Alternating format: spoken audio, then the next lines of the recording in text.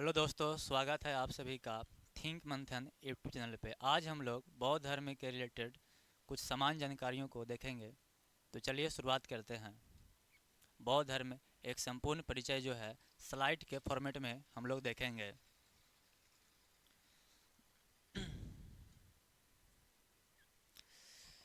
जीवन परिचय। संस्थापक जो है बौद्ध धर्म का वह महात्मा बुद्ध हैं। इनका जो जन्म है 563 ईसा पूर्व लुबनी में कपिल वस्तु में हुआ है, जो नेपाल में पड़ता है वर्तमान समय में। बचपन का नाम इनका सिद्धार्थ था। इनके पिता का नाम सुधोधन था, जो शाक्य कुल के प्रधान थे, और माता का नाम महामाया था, जो कोलीय वंश की थी। और महात्मा बुद्ध के जन्म के बाद 7 दिन के बाद जो है इनकी माता का जो है क्या हो गया, मृत्यु हो गया। इनका इसके पश्चात जो है इनका लालन पालन जो है इनकी मौसी प्रजापति गौतमी के द्वारा किया गया। विशेष जो है यहाँ पे थोड़ा सा देख लेते हैं। सिद्धार्थ के चक्रवर्ती सम्राट या सन्यासी बनने की भविष्यवाणी काल देवल और कौंडिन्य ऋषि ने किया था। या तो यह एक महान सम्राट बनेंगे, नहीं तो एक महान सन्यासी बनेंगे। इसके वजह से सन्यासी न बने, यह डर इनके पिता में आ गया, और इन्होंने इनका बचपन के शिक्षा दीक्षा राजमहल के अंदर ही करवाएं।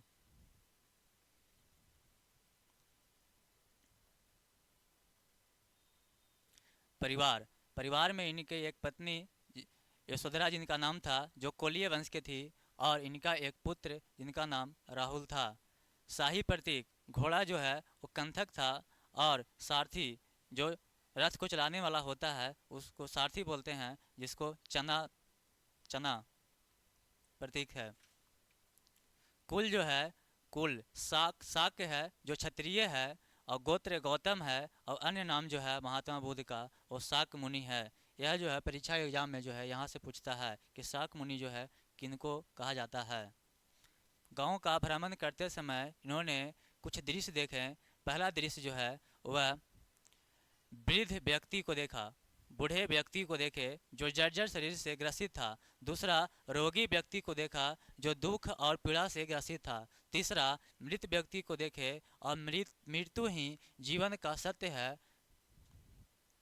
और चौथा, सन्यासी पुरुष को देखे जो एक प्रसन्न था। तो सन्यासी पुरुष को देखने के बाद इनके मन में जो है वैराग्य उत्पन्न हो गया, और यह जो है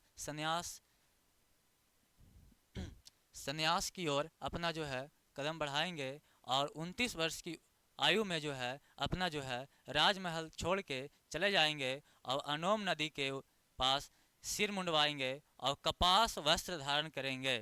फिर उसके बाद जो है इनका मुलाकात जो है वैशाली में जो है गुरु अलाम कलाम से होगा, जो सांख्य दर्शन के ऋषि थे। इसके पश्चात राजगिरी जाएंगे, और वहाँ पे इनको मुलाकात गुरु रुद्रक रामपुत्र से होगा, जो योग ऋषि थे, और इन्हीं से योग का शिक्षा दीक्षा इनको मिलेगा।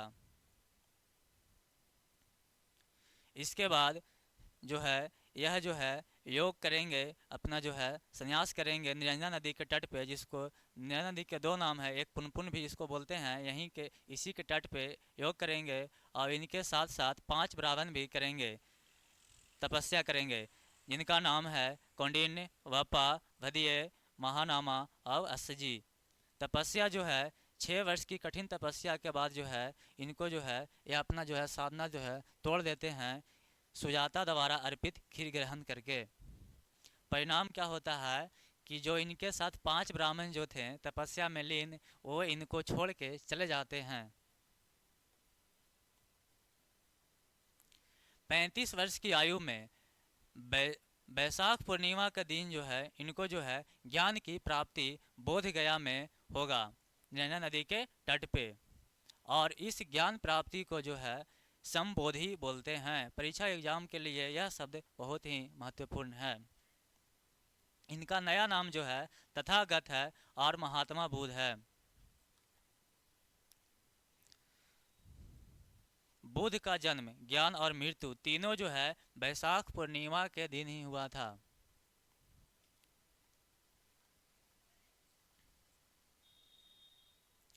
धर्म चक्र परिवर्तन। प्रथम उपदेश को धर्म चक्र प्रवर्तन कहते हैं, और प्रथम उपदेश जो 5 ब्राह्मण जो है इनसे गुस्सा होकर चले गए थे उन्हीं को देंगे।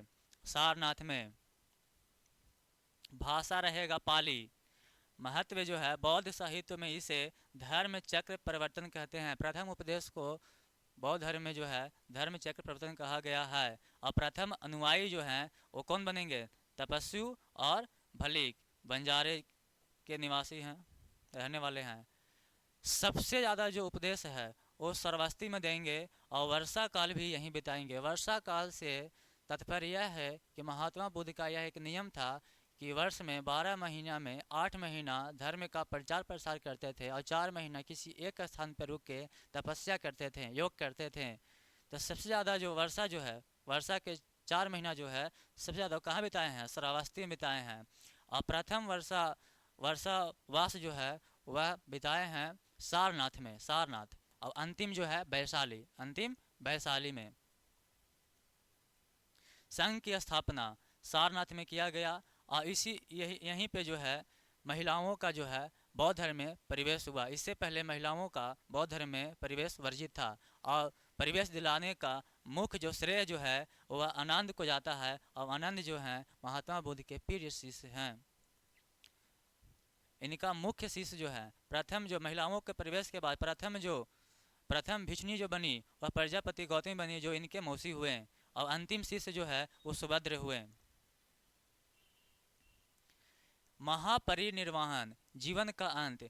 महात्मा बुद्ध का जो निधन है, मृत्यु जो है वो कुशीनगर उत्तर प्रदेश में 483 ईसा पूर्व में 80 वर्ष की आयु में हो जाता है।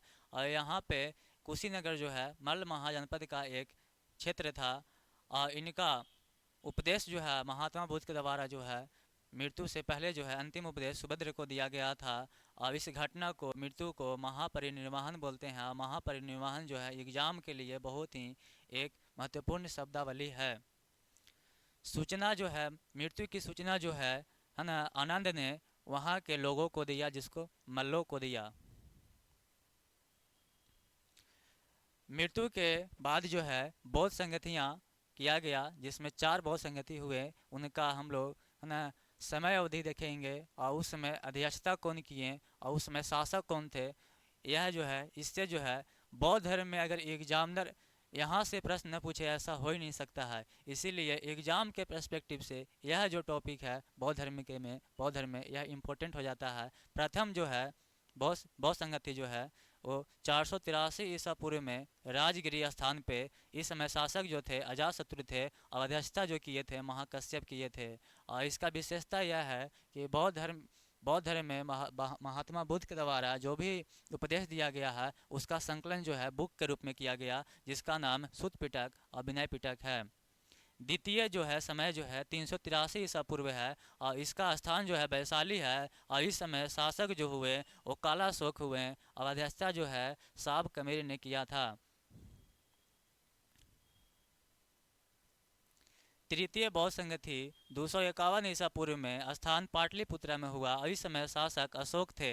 और अशोक भी बौद्ध धर्म को अपना लिए थे और बौद्ध धर्म को प्रचार प्रसार किए थे अपने स्तर पे।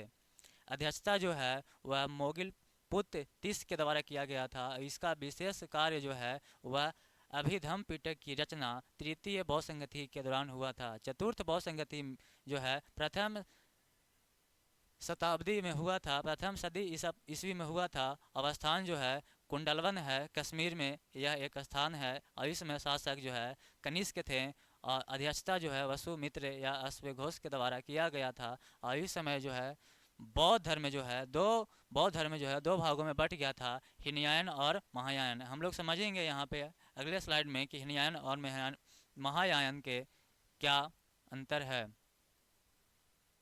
हीनयान छोटी शाखा है, इसमें जो है विचारधारा का अंतर है दोनों ही धर्मों में। इसमें जो है रूढ़िवादी विचारधारा है और इसमें परिवर्तनवादी विचारधारा को इन्होंने अपना मान्यता दिया। इसमें मूर्ति पूजा नहीं किया जाता है, इसमें मूर्ति पूजा की अनुमति है। इसका भाषा जो है पाली है, इसका संस्कृत है। इसका लक्ष्य अर्थ है और इसका लक्ष्य जो है मोक्ष और बोधिसत्व है। इसमें बुद्ध को महापुरुष की संज्ञा दिया गया है और इसमें बुद्ध को देवता और भगवान की संज्ञा दिया गया है। परीक्षा हेतु महत्वपूर्ण शब्दावली है जो हम लोग पिछले स्लाइड में पढ़े हैं, उसी को एक रिवीजन के तौर पर देखते हैं। महाभिनिष्क्रमण, गृहीतया को महाभिनिष्क्रमण कहा जाता है। धर्म चक्र परिवर्तन, प्रथम उपदेश को धर्म चक्र परिवर्तन कहते हैं। और प्रथम उपदेश जो है वही 5 ब्राह्मणों को सारनाथ में दिया गया था। संबोधि, ज्ञान प्राप्ति की घटना को संबोधि कहते हैं। ज्ञान प्राप्ति बोध गया में हुआ था, निरंजन नदी के तट पे। अब महापरिनिर्वाण, महात्मा बुद्ध की मृत्यु को महापरिनिर्वाण कहा जाता है। तो महाभिनिष्क्रमण, महापरिनिर्वाण और संबोधि, ज्ञान की प्राप्ति, तीनों के तीनों जो है बैसाख पूर्णिमा का दिन हुआ था। ये भी एग्जामिनर जो है यहाँ से प्रश्न पूछता है।